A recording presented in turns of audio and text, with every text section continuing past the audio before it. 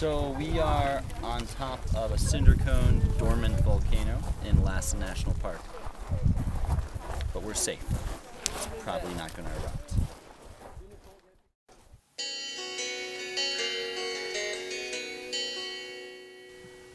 In 2009, WALK students ventured into Lassen Volcanic Park, where we learned about the different forces that mold the Earth's surface.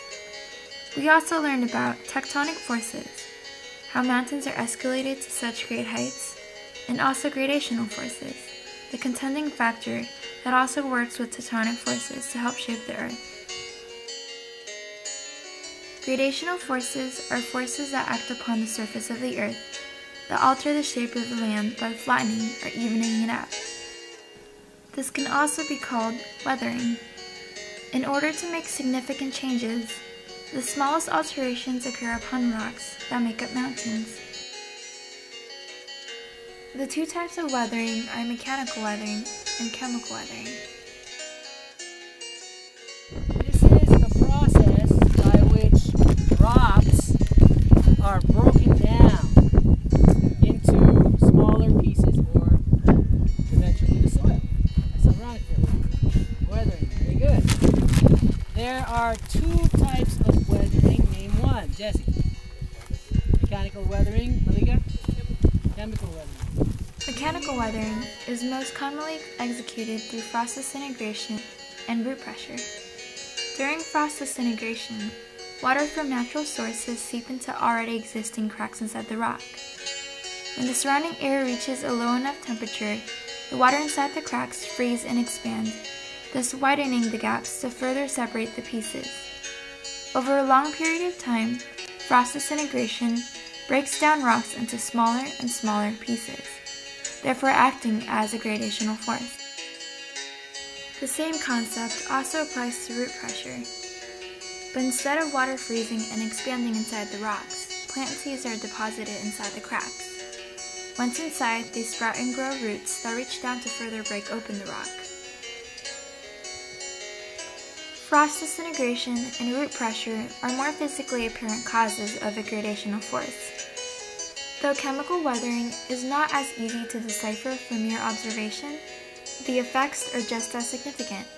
I'd like you to look closely, really closely, at the rocks that are around you, okay?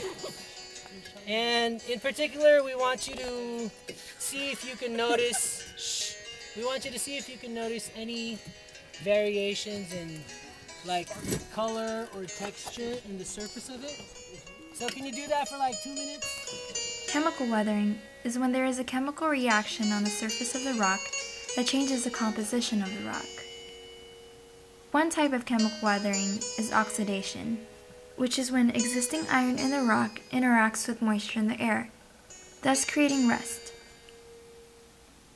Another type of chemical weathering is called carbonation, which is when calcium carbonate in the rock interacts with carbon dioxide in the air, thus creating calcium bicarbonate. So how do these chemical reactions cause weathering? After parts of rock have turned into rust or calcium bicarbonate, those pieces simply fall off, therefore degrading the rock into smaller pieces. After the process of weathering comes erosion. Erosion is when weathered material is physically transported or displaced from one place to another by gravity, wind, water, glaciers, or foot traffic. Because of gradational forces, even cinder cone will one day become flat. Gradational forces such as mechanical and chemical weathering are a gradual and ongoing process that evens out the Earth's crust. They shape the surface just as tectonic forces shape it as well. Being in the element, WALK students can see how tectonic and gradational forces shaping the Earth are similar to the influences that shape their lives. And just like how Cinder Cone Volcano has its own story, WALK students themselves have their own, knowing that there's more than meets the eye.